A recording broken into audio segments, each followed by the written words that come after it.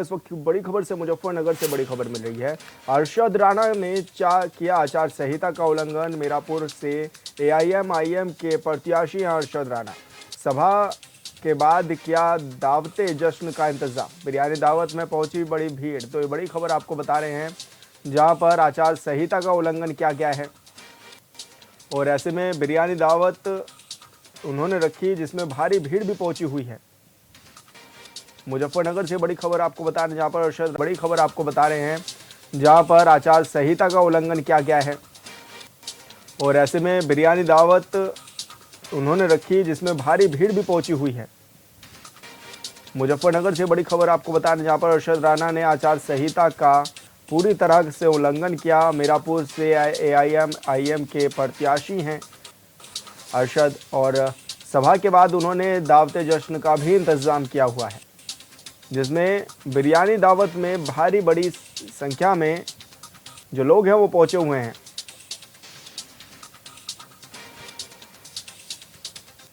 और संवाददाता आदेश सैनी हमारे साथ फोन लाइन पर जुड़ गए हैं। आदेश, क्या कुछ जानकारी मिल रही है, किस तरह से आचार संहिता का उल्लंघन किया गया?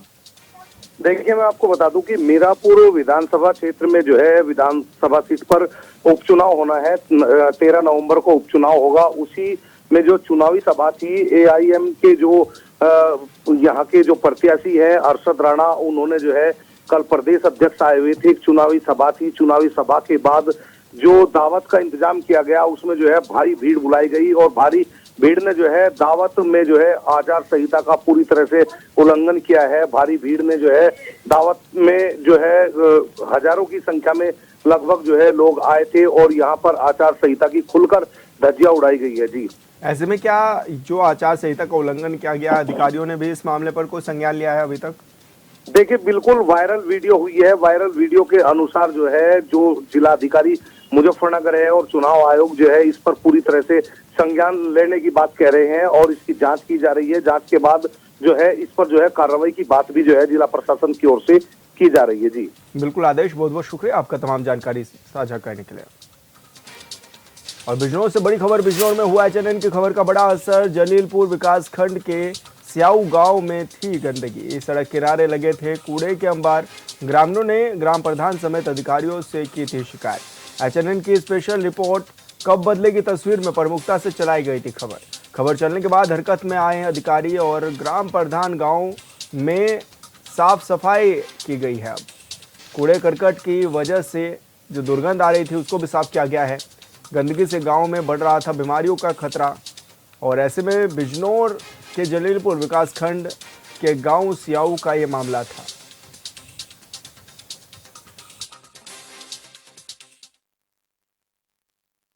उसमें आपके द्वारा खबर चलाई गई थी हमारे चैनल के द्वारा, एचएनएन के द्वारा, और उसका असर आज देखने को मिला। उसमें शुरुआत आज सफाई की हो गई है और बहुत बहुत मेरी शुभकामनाएं हैं, आशीर्वाद है चैनल के लिए। चैनल खूब फलीभूत हो, इसी तरह की समाज सेवा के कार्य करता रहे और बस ये काम हमारा शुरू हो जाना चाहिए। अच्छा, जिस तरह से 5 दिन से सफाई नहीं हुई थी, उसको लेकर भी क्या कहेंगे? 5 दिन नहीं तो लगातार 3.5 साल से ऐसे ही हो रहा है। 5-5, 6-7, 7-7 दिन में करता है। मेरा कहना यह है कि ग्राम प्रधान बेकार है, जेल में जाना चाहिए, इसके खिलाफ जो है एफआईआर होनी चाहिए। तो एचएनएन को धन्यवाद देना चाहिए। एचएनएन को बिल्कुल मैं हाथ जोड़कर धन्यवाद दूंगा, बहुत धन्यवाद दूंगा, आशीर्वाद दूंगा। बुजुर्गों आशीर्वाद देना। और संवाददाता गौरव त्यागी हमारे साथ फोन लाइन पर जुड़ गए हैं। गौरव, एचएनएन ने प्रमुखता से दिखाया था कि किस तरह की दिक्कतों का सामना स्थानीय लोगों को भी करना पड़ रहा है। गंदगी के चलते बीमारियों को भी दावत दी जा रही है और कूड़ा की भी साफ सफाई नहीं की जाती। किस तरह का अब माहौल भी देखा जा रहा है, किस तरह से अब साफ सफाई भी की गई है एचएनएन पर प्रमुखता से खबर चलने के बाद? देखिए विशाल, मैं आपको बता दूं, ये पूरा जो मामला है ये जलीलपुर विकासखंड का एक गांव और शहर से जुड़ा हुआ एक गांव है। ये स्याऊ गांव है। यहाँ पर लगभग 5-7 दिन से ये कूड़ा जो है वो कूड़ों के अंबार लगे हुए थे। सड़कों पर दुर्गंध आ रही थी, लोग काफी परेशान थे। इस खबर को जो एचएनएन न्यूज की स्पेशल जो रिपोर्ट है कब बदले की तस्वीर में, इस खबर को प्रमुखता से कल दिखाया गया था। उसके बाद खबर चलने के बाद ही अधिकारी और ग्राम प्रधान हरकत में आए हैं। हरकत में आने के बाद में ही सुबह ही आज जो रविवार के दिन सुबह लगभग 5 जो सफाई कर्मचारी हैं वो पहुंच गए हैं। उसके बाद जो गांव में गंदगी थी उसको उठाने के लिए पहुंच गए हैं। इस तरह से इस खबर जो हमारा एचएनएन न्यूज चैनल है वो जो ग्रामीणों की समस्या है उसको प्रमुखता से दिखाता है, उसके बाद उसका खबर का असर देखने को मिलता है। जिस तरह से स्वच्छ भारत मिशन अभियान को यहाँ पर पलीता लग रहा था, उसी को देखते हुए आज सुबह से ही यहाँ पर साफ सफाई की जा रही है और जो लोगों की समस्या थी वो उसका समाधान कर दिया गया है। अधिकारियों ने तत्काल ही जो सफाई कर्मचारी हैं उनको भेज कर ही ये साफ सफाई की जा रही है। ग्रामीणों का ये कहना है कि बहुत धन्यवाद यहाँ पर एचएनएन न्यूज़ चैनल का दिया गया है, इस तरह से ही प्रमुखता से ही ऐसी जो समस्या है उनको उठाता है और जो है उसका खबर का असर देखने को यहाँ पर विशाल मिलता है। जी बिल्कुल गौरव, बहुत बहुत शुक्रिया आपका तमाम जानकारी साझा करने के लिए।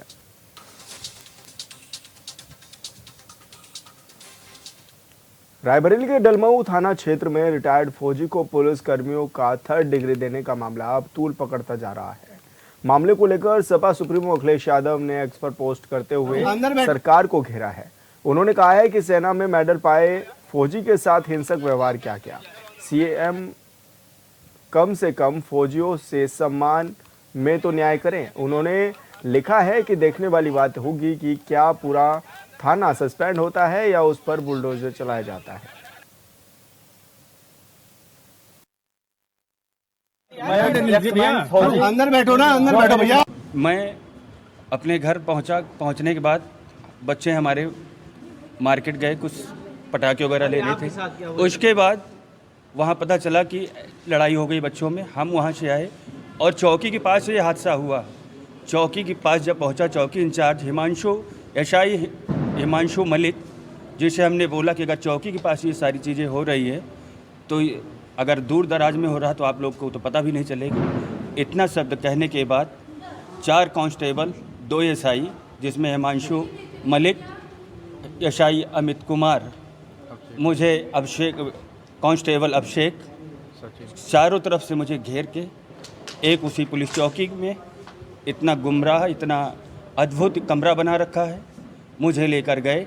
बोले तुम्हारा बयान लेना है और मेरे साथ वो चीज़ें किया है कि जो मैं सेना में 24 साल में कभी मैं बता नहीं सकता। खबर गोंडा से है, जहां केसरगंज से पूर्व बीजेपी सांसद ब्रजभूषण शरण सिंह ने कनाडा की ओर से गृह मंत्री अमित शाह पर लगाए गए गंभीर आरोपों को लेकर कनाडा पर निशाना साधा है। ब्रजभूषण शरण सिंह ने कहा है कि कनाडा की ओर से गलत बयानबाजी की जा रही है। ऐसा लग रहा है कि गृह मंत्री अमित शाह की धमक कनाडा तक पहुंच गई है और कहीं ना कहीं कनाडा से लोग भारत से भयभीत भी हैं। इसमें अमित शाह की लोकप्रियता लगातार बढ़ रही है, जिससे में लोग चिंतित हो गए हैं। कनाडा के लोगों के आरोपों में कोई सच्चाई नहीं है, लेकिन कानून अपना काम करेगा।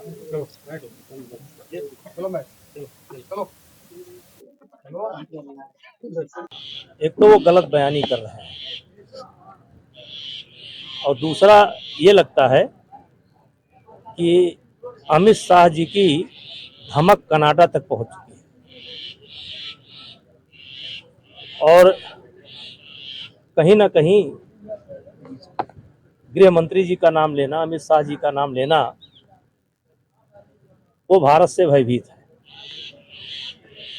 और उसमें अमित शाह जी की लोकप्रियता लगातार बढ़ रही है, जिससे वो चिंतित हो रहे हैं और उनका बेसिर पैर का आरोप है, उसमें कोई सच्चाई नहीं है। लेकिन कानून अपना काम करेगा। अगर कानून के नज़र में चाहे कोई कनाडा में रहता हो और चाहे कोई अमेरिका में रहता हो। श्रावस्ती में किसानों को जागरूक करने में कृषि विभाग के जिम्मेदार आला अधिकारी नाकाम हुए हैं। दरअसल जिले के किसान फसलों की कटाई के साथ ही खेतों में भी पराली जला रहे हैं, जिससे जिले में प्रदूषण के साथ साथ कहीं धुंध भी छाई रहती है। हालांकि डीएम ने संबंधित विभाग के अधिकारियों को फरमान जारी किया था, जो कि किसानों को पराली जलाने के नुकसान के बारे में जानकारी देने और पराली न जलाने को लेकर जागरूक करने का था। लेकिन डीएम के आदेशों की सरेआम धज्जियां उड़ती हुई भी दिखाई दे रही हैं। अरे परेशानी भैया बहुत है, उठा जो है धुंध छा जाने के बाद सांस लेने में दिक्कत है, रास्ता भी सुबह नहीं दिखाई देता है, बहुत सारी परेशानियां हैं। दीपावली में पटाखों से भी हुआ है, बहुत कुछ हुआ है। अब ये तो हम नहीं कर सकते हैं, हुआ या नहीं हुआ वो तो आगे प्रशासन जाने, लेकिन दिक्कत है जो हम लोग बता रहे हैं। एक और जहां प्रशासन तमाम सारे दावे किसानों को लेकर कर रही थी, तो कृषि विभाग के अधिकारी उन दावों को फेल करते हुए नजर आ रहे हैं। श्रावस्ती जिले में इन दिनों पराली जलाने का कार्य काफी तेजी गति से किया जा रहा है, जिससे पूरे जिले में धुंध छाया हुआ है। कोहरे का एक परत जो है वो सुबह सुबह जम जाता है, तो 10 बजे से 11 बजे तक काफी ज्यादा जनपद के सभी चौराहों पर और जिले के तमाम सारे इलाकों में धुंध छाया हुआ रहता है, जिससे लोगों को काफी ज्यादा परेशानी होती है। लोग काफी ज्यादा परेशान होते हैं, लोगों को सांस लेने में भी दिक्कतें होती है। जो प्रशासनिक दावे कहीं ना कहीं जो डीएम द्वारा किए गए थे कि लोगों किसानों को जागरूक किया जाएगा, किसान खेतों में पराली ना जलाएं, तो वो प्रदूषण जिससे रुकेगा। तो प्रदूषण जिले में काफी ज्यादा फैला हुआ है और कृषि विभाग के जो अधिकारी हैं वो उससे फेल करते हुए नजर आ रहे हैं। अतुल पांडे, श्रावस्ती, HNN। कुशीनगर जिले के पटरोना विकास खंड क्षेत्र के सिधुआ हरनेहा गांव मुख्यालय से सटे होने के बावजूद भी विकास से कोसों दूर है। क्षेत्रीय जनप्रतिनिधियों ने दर्जनों बार छठ घाट का निर्माण करवाने का आश्वासन दिया, लेकिन स्थानीय जनप्रतिनिधियों की उदासीनता के चलते आज तक छठ घाट का निर्माण नहीं हो सका है, जिससे गुस्साई महिलाओं समेत अन्य ग्रामीणों ने छठ घाट पर प्रदर्शन कर प्रशासन से छठ घाट का निर्माण कर सौंदर्यीकरण कराने की भी मांग की है।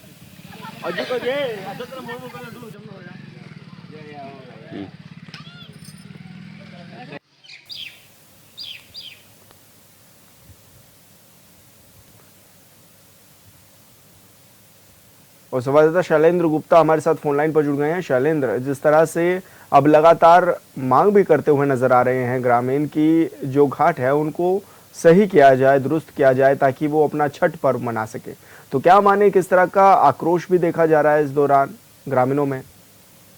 जी बिल्कुल, बता देना चाहेंगे कि ग्रामीणों में पूरा आक्रोश है। यहाँ तक कि छठी व्रती जो महिलाएं होती हैं उन लोगों के अंदर बहुत ही बड़ा आक्रोश देखने को मिला है, क्योंकि उस छठ घाट पे दर्जनों गांव की महिलाएं वहां जाती हैं, छठ घाट की व्रत रखती हैं और वहां पूजा करती हैं, भगवान सूर्य को अर्घ देने का काम करती हैं। लेकिन वहां की स्थिति जो है इस समय का है बहुत ही खराब हो चुका है और उसके लिए जो गांव के ग्राम प्रधान है वो जनप्रतिनिधियों से बात की कि छठ घाट की साफ सफाई हो, यहाँ पे दर्जनों गांव की महिलाएं आती हैं तो यहाँ की व्यवस्था ठीक हो, लेकिन ये केवल आश्वासन ही रह जाता है और आज तक वहाँ किसी भी प्रकार का कोई व्यवस्था नहीं की गई, जिससे महिलाएं आक्रोशित हैं।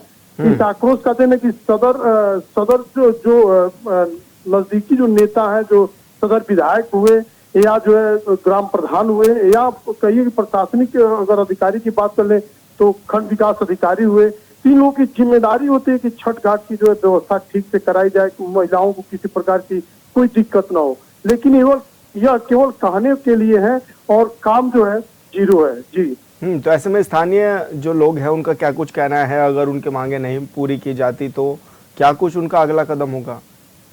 स्थानीय लोगों का कहना है कि अगर छठ घाट की व्यवस्था नहीं की गई, साफ सफाई और इसका निर्माण नहीं कराया गया, बढ़िया से नहीं काम हुआ, तो किसी भी जनप्रतिनिधि को हम लोग जो है वोट नहीं करेंगे और फिर किसी भी जनप्रतिनिधि को हम लोग गाँव में घुसने नहीं देंगे। इस तरीके का जो है लोगों का वहाँ का कहना है। लेकिन इसको लेके जब महिलाएं जब आज प्रदर्शन शुरू की हैं तो जितने भी प्रशासनिक अधिकारी उनके हाथ पांव फूलने शुरू हो गए हैं। जी बिल्कुल शैलेंद्र, बहुत बहुत शुक्रिया आपका तमाम जानकारी साझा करने के लिए।